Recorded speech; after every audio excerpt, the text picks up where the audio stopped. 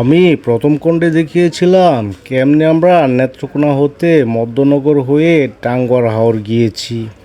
আজকে আমি আপনাদেরকে দেখাবো শিমুলবাগান, শাহরফিন সহ বারেকের টিলা কেমন করে আমরা ঘুরলাম।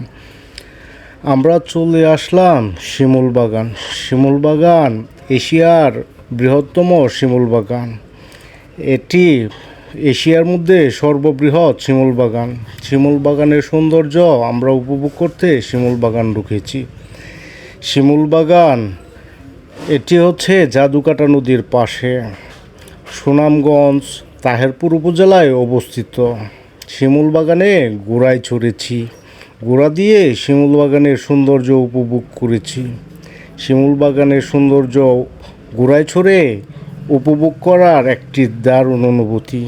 ঘোড়া দিয়ে চাবুক পিটিয়ে আমি শিমুলবাগান ঘুরেছি, শিমুলবাগানের সৌন্দর্য উপভোগ করেছি। এই শিমুলবাগানে আমি এসেছি আমার সাথে আমার প্রিয় ভাই হানিফ ভাইয়ের ছেলে সহ হানিফ ভাই এসেছে।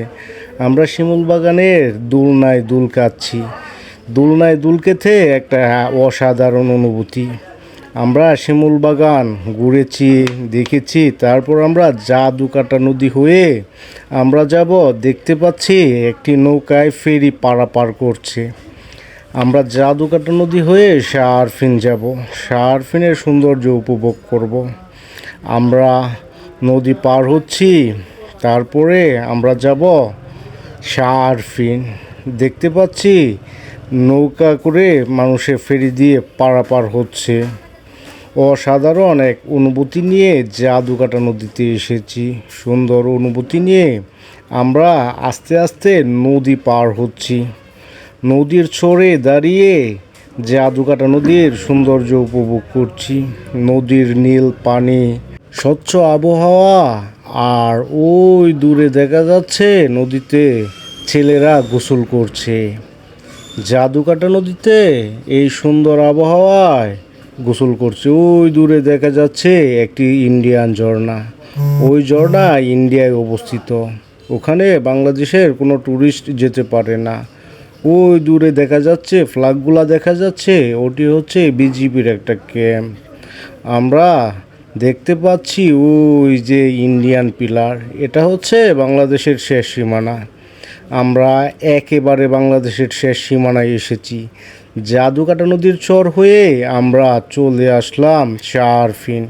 শাহরফিনের সৌন্দর্য উপভোগ করতে করতে আমরা এখন বোর্ডের দিকে যাব বারেকের টিলাসহ। আমরা দেখতে পাচ্ছি এখানকার প্রশাসনিক ঘরগুলা। এটা হচ্ছে বিজিবি ক্যাম্প। ওই দূরে দেখা যাচ্ছে ইন্ডিয়ান ঝর্ণা। ওই ঝর্ণাতে আমাদের বাংলাদেশের কেউ যেতে পারে না। আমরা ইন্ডিয়ান ঝর্ণা দেখেছি, শাহরফিন দেখেছি, শিমুলবাগান দেখেছি। এখন যাব বারেকের টিলায়। সুন্দর একটি ট্যুর আমরা আয়োজন করেছি। আমরা দেখতে দেখতে এখন গোসল করতে নামলাম। গোসল, এই জাদুকাটা নদীর স্বচ্ছ পানিতে গোসল করার অনুভূতি অন্যরকম। আমরা গোসল করে রিফ্রেশড হয়ে বোর্ডে উঠেছি।